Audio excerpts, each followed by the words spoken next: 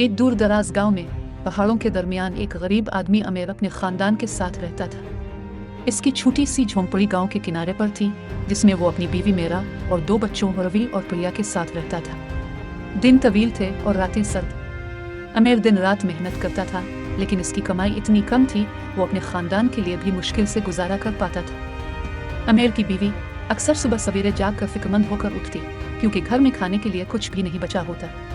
अमेर, जो दिन भर सख्त मेहनत करता था, हमेशा अपनी बीवी को तसल्ली देता, फिक्र ना करो मेरा, हालात बेहतर हो जाएंगे, मैं मेहनत करता रहूंगा।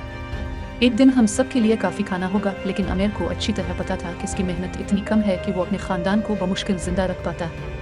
हर सुबह वो खेतों की तरफ निकलता, उम्मीद करता कि फसल बेहतर होगी, लेकिन खुश्की और जरखेज़ ज़मीन ने इसकी मेहनत का बदला नहीं दिया। गाँव वाले अक्सर इसका मजाक अलिफारती और उसे वो आदमी जो अपने खेत नहीं संभाल सका कहकर तस्हीक करते। अमेर हमेशा खामोश रहता, अपना सर झुकाकर उनकी बातें सुनता। एक सर्द शाम जब सर्दी बढ़ रही थी, एक सानिहा पेश आया।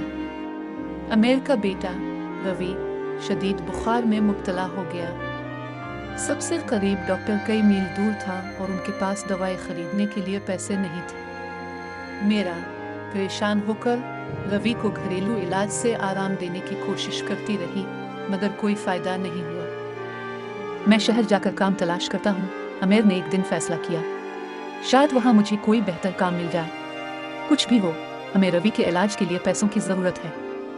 मेरा, जो थोड़ी हिचकिचाहट का शिकार थी, आखिरकार मान गई। वो जानती थी कि ये उनका आखिरी मौका है। बला करम, जल्द वापस आना, ही मेरा ने मुस्कुरा कर कहा। हमें तुम्हारी ज़रूरत है। अमेर शहर के लिए निकल पड़ा। इसका दिल बेचैन था। वो कई मील पैदल चलता रहा, थका हारा और भूखा, मगर उसने रुकने का नाम नहीं लिया। शहर में पहुंचकर उसे आखिरकार एक तामीराती साइट पर काम मिल गया। इसने इतनी कमाई की कि चंद दिनों के लिए खाना खरीद सका, मगर इसका दिल टूट चुका था। इसे अपने बेटे और बीवी को पीछे छोड़ना पड़ा था। दिन हफ्तों में बदल गए और अमेर को घर से कोई खबर न आई। एक रात इसको मेरा का खत मिला। इसमें बताया गया था कि रवि की हालत और बिगड़ गई थी और वो मौत के दहाने पर था। बड़े आंसू बहने लगे, दिल टूटा। अमेर वापस घर जाने के लिए रवाना हो गया। जब वो अपने गांव पहुंचा तो उसे सबसे बुरी खबर मिली। रवि अब इसकी जिंदगी में नहीं रहा था और वो खला जो उसकी मौत ने छोड़ा था कभी पूरा नहीं हो सकता। अमेर घुटनों के बिल गिरकर रोने लगा।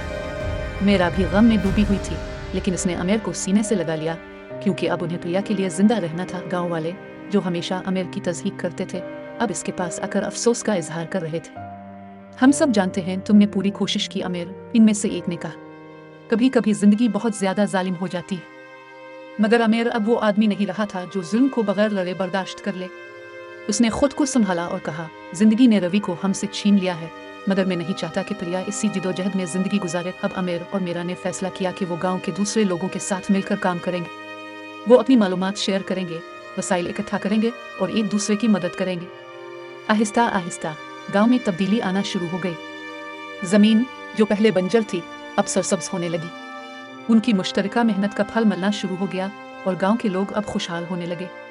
अमेर की जिद्दोजहद जो दर्द और नुकसान से पैदा हुई थी, एक बड़े मकसद में बदल गई।